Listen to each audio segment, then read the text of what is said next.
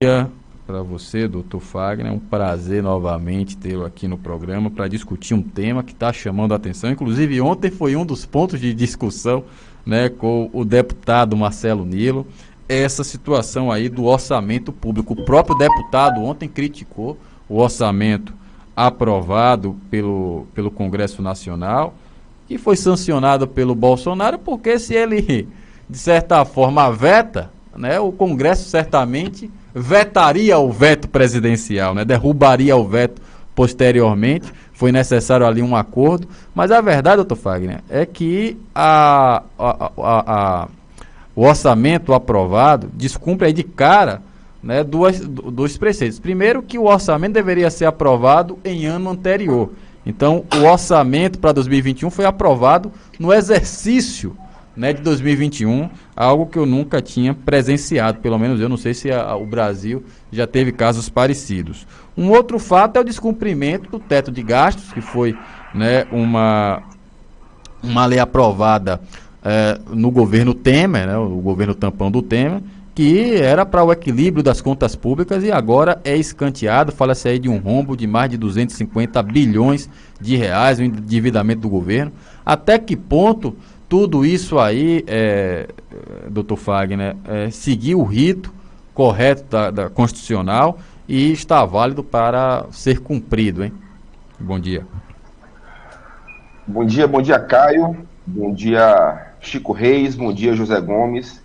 Desejar também um bom dia a todos os ouvintes, falar sobre a minha satisfação em retornar ao programa e, mais uma vez, tratar de um assunto que gerou certa polêmica, foi alvo de discussão nessas últimas semanas e que, de imediato, eu já faço a menção de que, mais uma vez, ficamos diante de uma politização de um tema tão importante, de uma temática tão cara, né, e relevante para o nosso Estado. Como Caio mencionou, a primeira observação que nos chama a atenção, certo, é esta aprovação ao longo do exercício financeiro já iniciado. Pela primeira vez, iniciamos um ano fiscal sem ter exatamente a aprovação e a sanção da atividade mais importante do Legislativo, que é exatamente a autorização que se dá por meio da lei orçamentária. A lei orçamentária é uma lei, por excelência, autorizativa.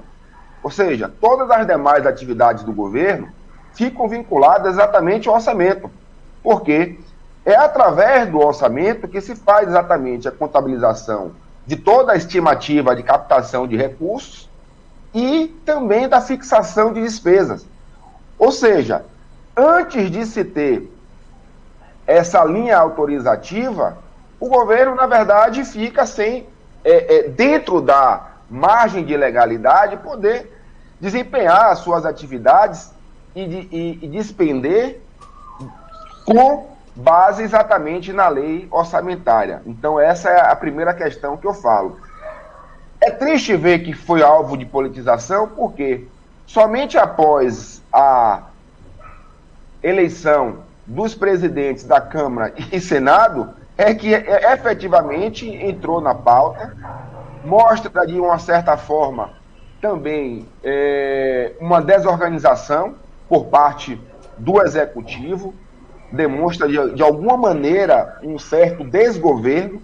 Afinal de contas, estamos falando de um país, né, que é a quinta população mundial, ou seja, não estamos falando, né, de um barzinho de esquina, com todo respeito àqueles que são mais organizados, e essa pauta deixa para ser discutida após a virada do ano e ainda já na hora da aprovação a gente percebe que vem à tona o velho e nefasto jeitinho brasileiro, né? Os ajustes que se tem entre, em cima da hora, o legislativo pensar em fazer uma correção de algo que fora colocado exatamente e após aprovado com diversas distorções, em que se diminuiu drasticamente a quantidade de recursos para as obrigações, né, que o governo tem, as denominadas despesas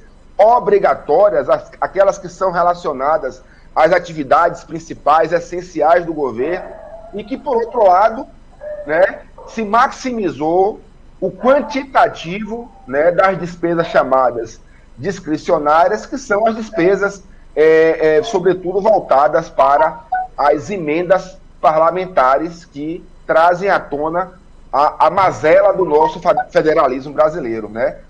Um federalismo que concentra, na verdade, os recursos, né, no governo federal. A União detém praticamente quase a totalidade dos recursos, né, boa parte disso, e, por outro lado, se fica, na verdade, os estados, os municípios, né, à mercê, e, além disso, com essa margem, né, de deputado conseguir as suas emendas individuais e levá-las exatamente, e levar esses resultados às suas bases eleitorais. Então, essa é uma consideração inicial que eu faço e coloco aqui à disposição para a gente avançar com relação a essa temática.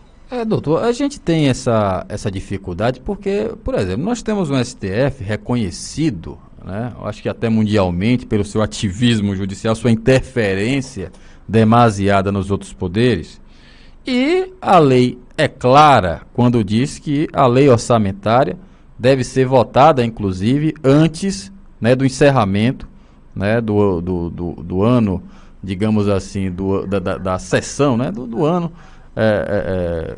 das votações, né, dos trabalhos, né, da Câmara Federal, no caso aí da votação da lei orçamentária, e foi prorrogada para esse ano. Não poderia o STF ter, né, tido uma intervenção nisso aí para obrigar os deputados, os senadores a aprovarem esse orçamento, inclusive antes, né, do término do ano de 2020, até porque o governo ficou aí a perigo de ser acusado até pela oposição, que é forte, né, no governo Bolsonaro, né, e cresce a cada dia a oposição, de ser imputado a ele crime de responsabilidade fiscal, quando ele não tinha nem orçamento para poder, né, gerir aí o país.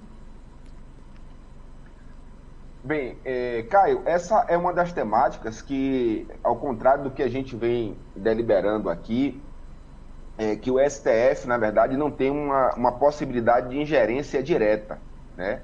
Primeiro porque eu só queria elucidar aqui que o ciclo orçamentário ele é composto por 3 fases, né? A proposta, que é de iniciativa privativa, exclusiva, certo? E vinculada do Poder Executivo. Então, na verdade, o Poder Executivo, né, é ciente, né, das necessidades públicas que ele deve atender. Ele, na verdade, junto com os órgãos técnicos, né, Ministério do Planejamento, Economia, enfim, e seus órgãos, fazem a construção dessa peça orçamentária, né, que é exatamente uma técnica moderna de planejamento, né? Orçamento nada mais é do que efetivamente se pensar, né, naquilo tudo que se pode atender sem comprometer a obrigação do governo com relação a ser um agente de necessidades e prestar esse serviço à comunidade, né? O governo só existe, o Estado, se for para servir. Essa primeira fase. Temos a outra fase, que é a fase da elaboração, que é onde ocorre o processo legislativo, né? Então, a Comissão Mista de Orçamento avalia, depois encaminha essa proposta aí ao plenário, o plenário vota, e temos já no ano seguinte a fase de execução. Então, neste caso, precisamente, o STF não interfere, tá? Essa é uma observação que eu faço. Agora, o que se pode observar é que, em razão, né, de um momento específico, que inclusive gerou emenda constitucional no ano anterior, né, se criou um regime jurídico próprio, tá, para o enfrentamento da pandemia. Um regime jurídico orçamentário próprio para o enfrentamento da pandemia, tá? Então, em razão disso, né, do momento em que estamos, também em decorrência desse acirramento político aí que se intensificou no final do ano e começo do ano com relação a legislativo e executivo, infelizmente, não houve, né, esta aprovação do orçamento. E é interessante que essa temática que versa sobre finanças públicas vem ganhando a pauta, né, da mesa brasileira, por assim dizer, né, do nosso dia a dia, desde a criação da Lei de Responsabilidade Fiscal, e é tão relevante que gerou, inclusive, impedimento de uma ex-presidente, né? Então, com relação à pedalada fiscal. E é exatamente por isso, né, que se tem essa temática colocada em pauta. Ou seja, o crime de responsabilidade, tá, ele pode ser imputado porque pode ter na sua origem, tá, um dos motivos, o crime contra as finanças públicas. Tá? Então, no caso da ex-presidente, seria exatamente o quê? A realização, exatamente, né, de operações de crédito sem a autorização do legislativo, porque não houve, naquele momento, a aprovação de uma lei específica para aqueles créditos que foram tomados, né? Agora a gente pode até discutir como foi que isso se deu em um outro momento. Se vocês tiverem interesse, a gente pode até avançar. Agora, o que se coloca hoje em pauta para fins de crime de responsabilidade do presidente é se ele aprova o projeto da maneira que está, tá? E da maneira que estava, no caso, né, iria furar aquilo que as pessoas denominam de teto de gastos. O que é exatamente o teto de gastos, para que todos fiquem cientes, né?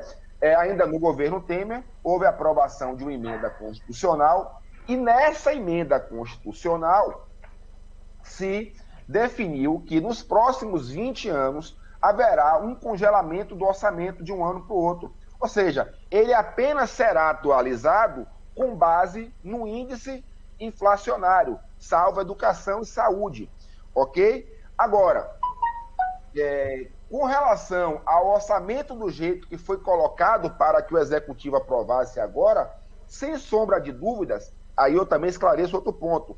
A sanção por si só, ela não gera exatamente a violação ao teto de gasto. A aprovação por si só, a sanção por si só, geraria um grande transtorno ao governo federal, porque ele teria que, na verdade, finalizar o ano fiscal, tendo que fazer inúmeros cortes para que pudesse atender se aprovasse do jeito que estava.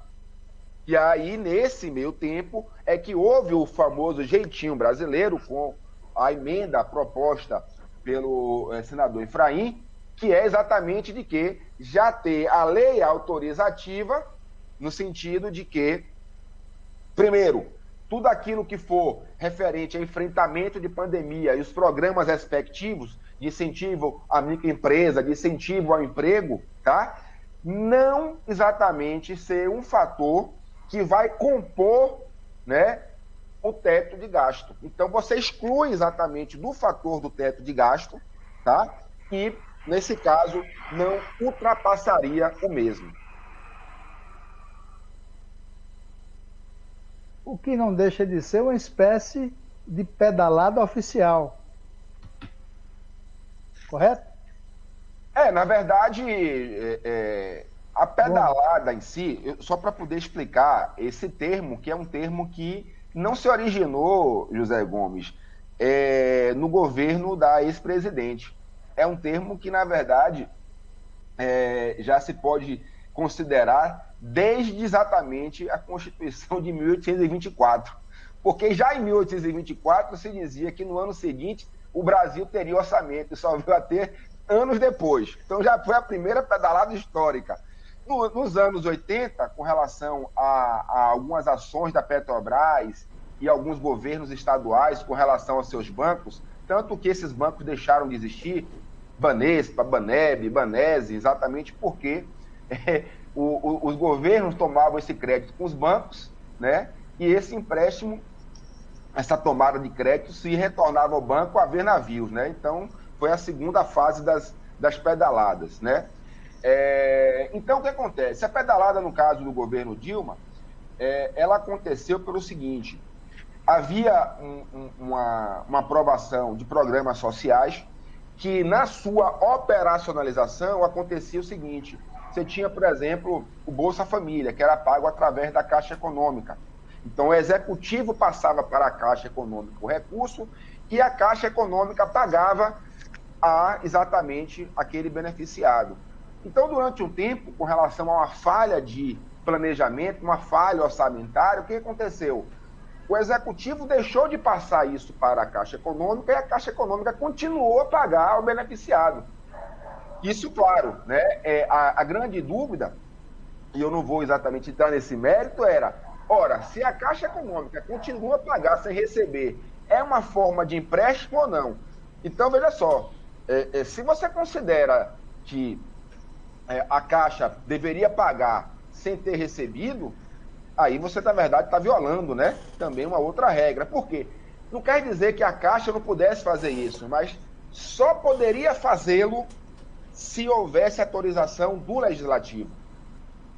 Então, nesse caso, como essa, digamos assim, manobra foi feita por meio de uma empresa pública, talvez se apostou, né, de passar desapercebido. Mas, no caso, foi denunciado, né, e foi considerado, né, que foi uma operação de crédito sem a autorização do Legislativo. No caso, efetivamente agora, de certa forma, uma manobra oficial, porque foi com a aprovação do Legislativo. Essa que é a grande diferença, né? Ou seja, o orçamento, enquanto o seu aspecto jurídico, né, de ser uma lei, nada mais é do que uma maneira de controle da atuação do Poder Executivo. Né? Ou seja, o Executivo não pode gastar da maneira que ele bem entender. Ele sempre submete ao crivo do Legislativo. Né? E não é só exatamente aprova ou não aprova. O Legislativo, ele passa por um período em que ele delibera, ele tem a comissão mista de orçamento, que é dividida em diversos comitês. Né? Então, nesses comitês, existe, na verdade, uma grande discussão técnica sobre o orçamento, e é exatamente nesse período que se delibera sobre as emendas parlamentares, que, ao meu ver, é um outro jeitinho brasileiro de dar um certo protagonismo, né, a alguns integrantes do Legislativo, e que se utilizam exatamente desta boa relação, desse bom trâmite de Executivo-Legislativo para, na verdade, se vangloriar de algo que é de mera obrigatoriedade do Executivo. O Executivo tem que fazer, independente de se ter uma margem ou não, de até, salvo engano, 15 milhões por cada componente do Legislativo para as suas emendas individuais. Né? Então, aí nós percebemos que é um fortalecimento exatamente de suas bases eleitorais, de algo que deveria ser mais do mesmo, né? Ou seja, já é uma obrigação por si só do Executivo. São 7 horas mais 38 minutos, a gente agradece muito sua participação aqui, doutor Fagner, sobre essa situação um pouco complexa, né? Mas que a gente tem que passar isso para o nosso ouvinte, para que fique bem informado, para que saiba os detalhes, os meandros de tudo que está acontecendo no país, para que possa tomar, né, as suas decisões baseadas na realidade do que está acontecendo no país e os bastidores, né, e as questões técnicas também. Mas para concluir, Fagner, hoje vai ter a discussão